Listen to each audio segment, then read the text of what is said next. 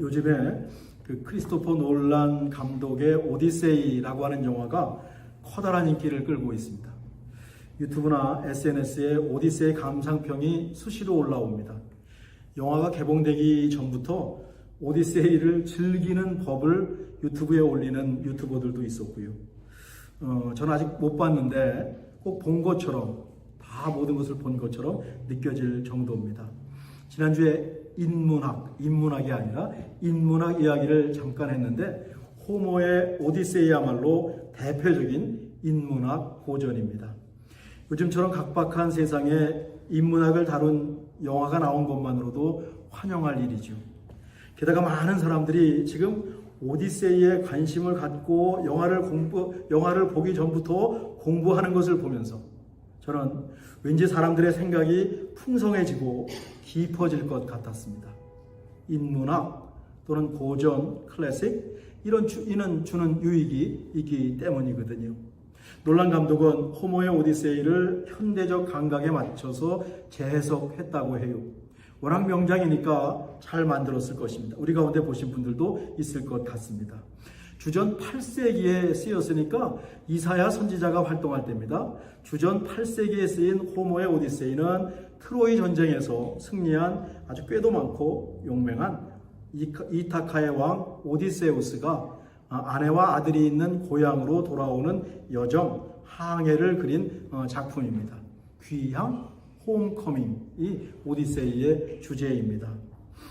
그 속에서 면면이 흐르는 주제가 또 한 가지가 있습니다. 우리가 공부하는 거하고도 연결이 되는데 그리스어 크세니아라고 하는 말입니다. 이건 환대라고 해요. 환대, hospitality.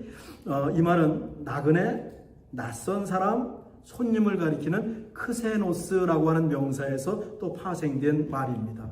그러니까 크세니아 하면 낯선 사람을 환대하십시오 라고 하는 말이죠. 고대 그리스 사람들은 제우스가 나그네로 변장을 해가지고 집에 찾아올 수 있다고 생각을 했습니다. 그러니까 낯선 사람을 맞이하고 환대하는 것은 그들이 믿는 제우스를 대접하는 격이 되는 것입니다. 부지 중에 천사를 대접했던 창세기의 아브라함도 생각이 납니다. 예수님도 먹을 것이 없고 입을 것이 없는 나그네들을 대접하는 것이 곧 예수님을 대접하는 것이라고 했습니다. 그리스 사람들은 낯선 사람들이 집에 찾아오면 일단 집에 맞아들였다고 합니다. 그 사람이 누군지 묻지 않고 일단 맞아들여서 먹을 것을 주고 대접한 후에 서로 얘기하면서 통성명을 했다고 합니다. 이렇게 낯선 사람을 환대하고 대접하는 것을 제우스가 제정한 법이라고 생각했습니다. 영화에도 나온다고 하더군요. 그런데 오디세우스가 고향으로 돌아오는 여정에서 제우스가 제정한 환대의 법칙을 위반한 경우를 경험합니다. 오디세우스가 외눈박이 괴물 키클롭스가 사는 섬에 갔습니다. 이 키클롭스는 오디세우스 일행을 맞아들이지 않았습니다. 환대하지 않았습니다. 자신에게 제우스의 법은 없다고 하면서 오디세우스 부하 6명을 아침에 2명, 점심에 2명, 저녁에 2명 잡아 먹었습니다. 오디세우스가 키클롭스의 눈을 멀게 한 뒤에 양 배에 달려서 전부 빠져나옵니다. 키리케라고 하는 마술을 부리는 여신은 오디세우스 부하들에게 잔치를 베풀어 주었습니다. 일단 환대의 시작은 맞았습니다. 그런데 마법이 담긴 음식과 술을 먹여서 오디세우스의 부하들을 전부 돼지로 만들었습니다. 잘못한 거죠? 오디세우스가 헤르메스의 신의 도움으로 약초를 구해서 부하들을 다시 인간으로 만들어서 구해내지만 키르케 역시 제우스의 환대를 어긴 겁니다. 오디세이에는 환대를 실천한 인물도 나옵니다. 오디세우스의 충성된 신하로 돼지치는 사람입니다. 에우마이오스라고 하는 사람이죠. 그냥 천민이죠. 이타카의 왕이었던 오디세우스는 아테네 신이 고향에 돌아오거들랑 거지 노인으로 변장을 해라 라고 명령을 하거든요. 그래서 늙은 거지로 변장해서 고향에 왔습니다. 아무도 오디세우스를 알아보지를 못했습니다. 거지로 변장한 오디세우스는 자기의 충성스러운 하인이고 돼지를 지은 에우마이오스 집을 찾아갑니다. 그랬더니 이 에우마이오스가 오디세우스를 집에 그냥 맞아들였습니다. 먹을 것을 주었습니다. 환대했습니다. 크세니아를 실천했습니다. 왕인지도 모르고 자기를 찾아온 불쌍한 나그네를 대접한 것입니다. 자기 먹을 것도 없는 가난한 돼지치기가 낯선 나그네를 대접했으니까 크세니아를 잘 실천한 것이죠. 앞에서도 말했지만 성경에도 환대, 나그네 대접, 이거 권장사항입니다. 성경에도 크세니아라고 하는 히라보가 등장하는데 잠을 자고 갈 장소, 숙소에 이 크세니아라고 하는 단어를 쓰고 환대라고 하는 말 속에는 다른 헬라어를 쓰고 있습니다. 그건 바로 우리가 지난번에 배웠던 로마서 12장 13절에 있는 성도들의 쓸 것을 공급하며 손 대접하기를 힘쓰라 라고 하는 것입니다. 손 대접하기를 힘쓰라, 손님 대접하는 거잖아요. 나그네 대접하는 거잖아요. 교인들 대접하는 거 아닙니까? 여기 손님 대접에 쓰인 단어가 필록세나, 필록스세냐라고 부르는데 이 단어가 쓰였습니다. 이거는 필로스, 친구라는 겁니다. 그냥 나그네 낯선 사람을 대접하는 걸 넘어서 친구처럼 대접하십시오 라고 하는 겁니다.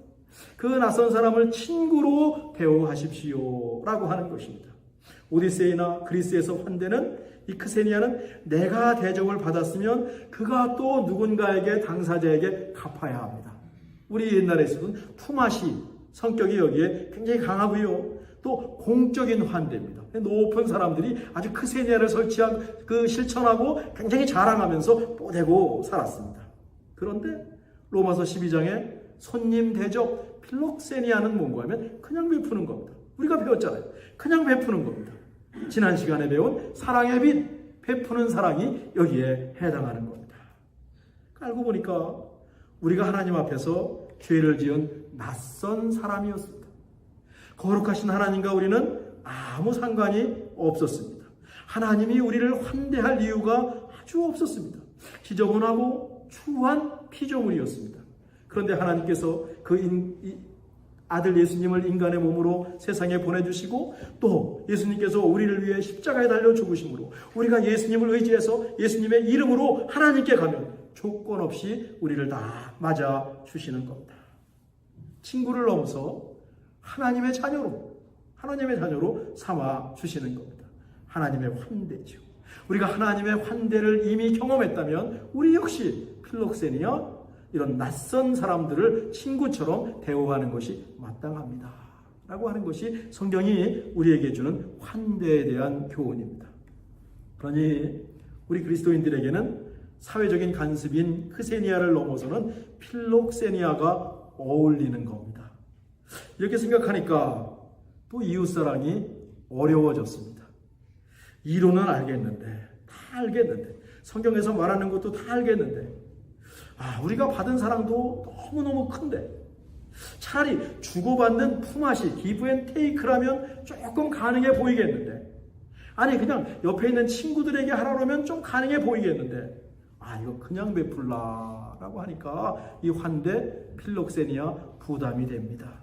그동안 로마서 12장 13장에서 배운 것은 100점 만점 모범 답안이라고 거듭거듭 말씀을 드렸습니다. 우리가 추구해야 할 이상입니다. 목표입니다. 기대치입니다. 이것을 다 실천하기는 어렵습니다. 대신 우리가 추구할 목표, 하나님이 기대하시는 것이 이 정도구나 라고 하는 것은 알고 하나님을 믿자라고 하는 것입니다. 그리고 평생 동안 그 길을 걸어가는 것이죠. 평생에 서너 번 원수를 사랑하기만 해도 잘한 것이다. 지난번에 제가 말씀드렸는데 여기에 속합니다. 우리 함께 한번 이 길을 걸어가 봅시다. 각박한 세상이 얼마나 풍요로워지고 깊어지겠습니까? 누구로 인해서? 우리로 인해서, 찬빛교회 식구들로 인해서 말입니다. 이처럼 사도 바울은 로마서에서 은혜로 믿음으로 예수님을 믿고 하나님의 백성이 된 로마 교인들과 우리들에게 그리스도의 복음에 대해서 조목조목 알려주었습니다. 그리고 복음에 걸맞는 삶이 무엇인지 모범 답안을 제시하고 있습니다. 그런데 말입니다. 우리나 당시의 로마 교인들이나 부족하기는 마찬가지예요. 말씀과 삶, 이상과 현실은 달랐습니다. 예수 믿지 않는 원수까지 사랑하고 서로 사랑의 빛을 지라고 역설했건만 교회 안에서 말이죠. 서로 판단했어요. 서로 비판했어요. 정죄하는 일이 교회 안에서 비일비재했습니다. 인간의 추한 모습이 교회에서 그대로 나타났습니다. 오늘 본문에 보면 이 로마 교회에서 서로 싸우는 두 그룹이 나옵니다. 하나는 믿음이 약한 자고 하나는 믿음이 강한 자입니다. 이들의 갈등은 다음 주까지 계속될 것입니다. 여기서 믿음이 약한 자는 누군가 하면 아이러니하게도 구약 성경을 알고 창조주 하나님을 믿는 유대인들을 사도 바울은 믿음이 약하다라는 그 카테고리에 집어넣었습니다. 유대교에서 예수님을 믿고 개종한 사람들입니다. 이 사람들은 율법을 지켜야 한다고 주장했습니다. 시장에서 파는 고기는 우상에 드려진 제물일 수 있으니까 그런 음식은 먹지 말라고 했습니다. 안식일을 비롯한 절기도 지켜야 한다고 했습니다. 스스로 유대인들은 많이 안다고 생각했겠죠. 강하다고 생각했겠죠. 바울은 이런 사람들을 약한 자라고 말합니다. 반면 믿음이 강한 자는 이방인들입니다. 이들은 바울이 전한 그리스도의 복음에 충실했습니다. 구약의 율법에 집착하지 않았습니다. 율법에서 자유로웠습니다. 믿음으로 행하면 음식도 가리지 않고 먹을 수 있다고 생각했습니다. 안식일이나 할례 같은 구약의 율법은 지킬 필요가 없다고 생각을 했습니다. 이 두 그룹이 교회 안에서 내가 옳다고 싸우고 있는 겁니다. 앞에서 형제를 사랑하며 서로 우애하고 존경하기를 서로 먼저 하며, 분명히 바울이 이렇게 교훈했는데 말이죠. 그런 말씀은 다 잊어버렸어요. 그러니까 의견의 차이가 생기니까 경청하기는커녕 서로 자기 말을 하고 당신은 틀렸고 내가 옳다라고 판단하고 정죄하고 있습니다. 오늘 본문은 이에 대한 사도 바울의 권면입니다. 1절입니다. 제가 읽죠. 믿음이 연약한 자를 너희가 받되 그의 의견을 비판하지 말라. 지금 바울은요, 연약한 유대인이 아니라 믿음이 강한 이방인들에게 말하고 있습니다. 강한 사람들이 약한 사람들을 품고 배려하는 방식입니다. 이것이 곧 공동체 방법입니다. 받되라는 말이 나오죠. 웰컴이라는 말입니다. 의견이 틀려도 일단 경청하고 받아들이는 겁니다. 고대 그리스에서 낯선 나그네가 오면 일단 집에 들이는 것과 같죠. 당신은 나와 의견이 다르니 나가시오 라고 말하지 않습니다. 당신의 의견은 무엇이오 라고 묻지도 않습니다. 그냥 일단 경청하고 받아들이고 웰컴 하는 것입니다. 그 다음에는 그들의 의견을 비판하지 말라고 했습니다. 여기서 비판한다라고 하는 것은 크리노라고 하는 헬라어인데 옳고 그름을 판정한다라고 하는 뜻입니다. 비판하면 상대방이 옳다고 말하기보다 너는 틀렸다라고 말할 가능성이 굉장히 많습니다. 요즘 시대는 더더욱 그런 것 같아요. 내가 옳다고 판정할 가능성이 굉장히 많습니다. 그럴 때 판단을 유보하십시오 라고 하는 그런 권면입니다. 내 주장을 하기 전에 상대방의 입장을 생각해 보는 겁니다. 유대교에서 개종한 유대인들도 평생 동안 율법을 지켰거든요. 그러니 그것이 몸에 배어 있는 겁니다. 안식일에 일을 하면 큰일 나는 겁니다. 할례를 하면서 자신들이 유대인임을, 아브라함의 자손임을 확인했습니다. 음식도 코시오, 거룩한 음식만 먹었습니다. 그런데 하루아침에 그것을 하지 않아도 된다고 그렇게 하는 것이 새로운 복음에는 틀렸다고 말하면 상처를 받겠지요. 당연히 상처를 받겠지요. 그러니까 율법을 지키려고 하는 유대인들을 먼저 존중하고 배려하십시오. 그들의 입장에 들어가서 그들도 이해하려고 생각하고 웰컴 하십시오 라고 하는 거고, 믿음이 강해서 모든 것에 자유한 그 이방인들은 또 어떻습니까? 이들도 로마 제국의 신을 믿다가 예수님 믿었습니다. 이거 쉬운 거 아닙니다. 얼마나 예수님 믿는 게 좋았으면 개종을 했을까요? 예수 믿어서 손해보고요, 친구나 가족들에게 따돌림을 당하는 일 비일비재였습니다. 핍박을 당하고 박해를 당합니다. 그래도 예수님을 믿는 것이 너무너무 좋았습니다. 예수 안에서 진리를 찾았고 생명을 찾았고 길을 발견했습니다. 그리고 이 자유케 하는 복음이 너무 좋은 거예요. 우리 배웠듯이 주인과 종이 형제자매라고 부르는 이 복음이 너무너무 좋은 거예요. 그런데 또 지금 와서 구약의 율법을 지켜야 한다고 하면 이건 너무 불편한 겁니다. 이런 이방인의 입장도 한번 배려하고 생각해보고 존중하십시오 라고 하는 뜻입니다. 서로 경청하면 이해가 됩니다. 제가 지난번에 서로 존경하기를 먼저 하며 해서 존경에 대한 그 실천사항으로 경청하십시오 라고 하는 얘기를 했죠. 존중하면, 경청하면 대화가 시작되고 공감대를 만들어서 문제를 풀어나갈 수가 있습니다. 여기 중요한 것은 뭔가 합니까? 그들이 모두 예수님을 믿는 그리스도인이라는 사실입니다.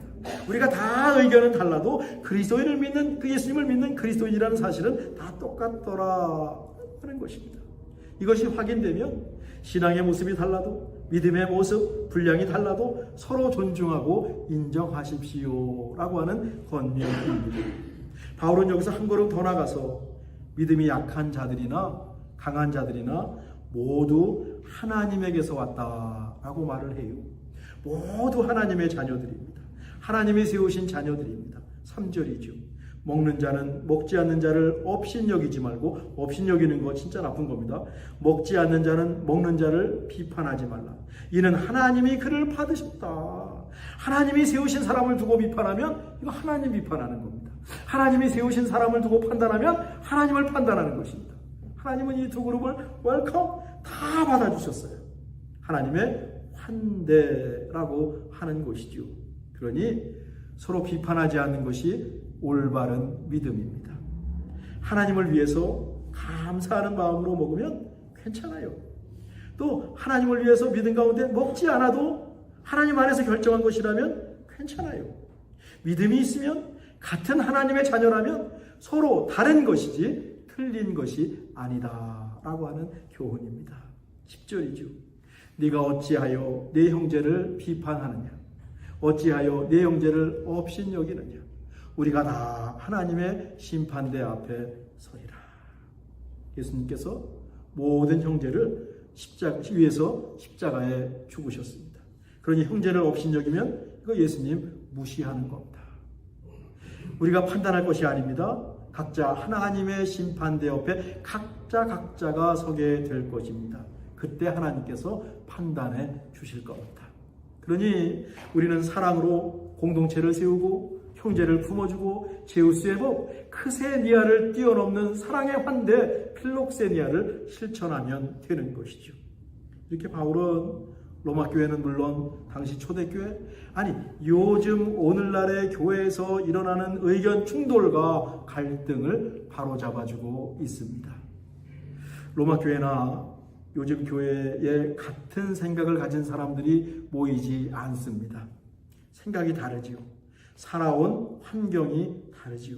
이민교회 더 심할 수도 있습니다. 앞으로 나가는 인생의 목표도 전부 다릅니다. 그러니 갈등이 있을 수도 있어요. 중요한 것은 갈등을 없애는 것이 아니라 갈등은 있을 수도 있는데 그것을 어떻게 풀어나가느냐라고 하는 것입니다.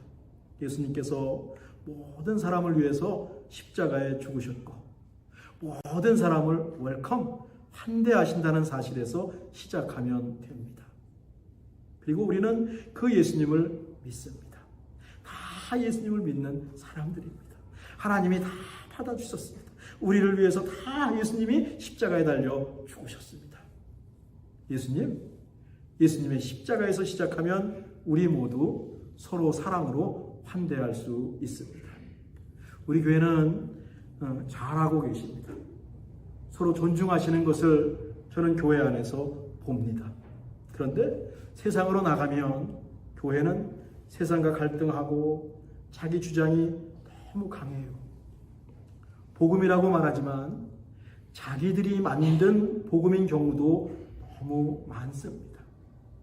우리가 배운 100점짜리 모범답안을 제시하면 뭐라고 하냐면 그건 그렇고 성경은 그렇지만 이라고 말하면서 또 자기 주장을 합니다. 그런 점에서 오늘 그리고 우리가 앞으로 3주간 배울 로마서 말씀이 우리에게 퍽 도움이 되고 도전이 될 것입니다. 낯선 사람들을 환대하는 것 쉽지 않은 세상이 되었죠. 우리 마음대로 낯선 사람 맞아들였다가 낭패를 보는 경우도 꽤 많이 있어요. 저희 교회도 그런 경험을 또 지난주에 했었는데 잘 넘어갔어요. 지혜롭게 넘어갔어요. 우리도 솔직히 또 그 정도 수준은 되지 못하잖아요. 다 맞이하면 얼마나 좋겠어요? 근데 저부터 시작해서 그 정도 수준은 깜냥 믿음의 분량은 되지 않아요. 늘 부담은 있지만 막상 실천하려고 그러면 주춤 거립니다. 지난주에도 말씀드렸듯이 가까운 곳부터 환대를 한번 실천해 보십시다.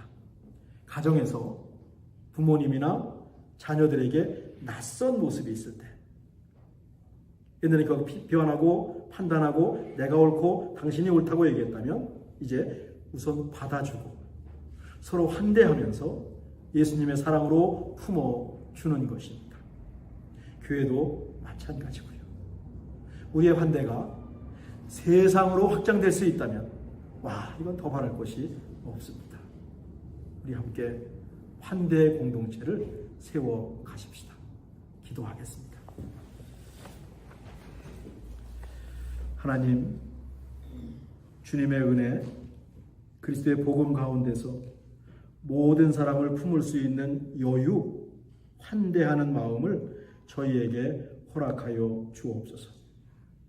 서로 판단하기보다 받아주고 품어주는 넉넉한 그리스도의 마음을 갖게 하옵소서.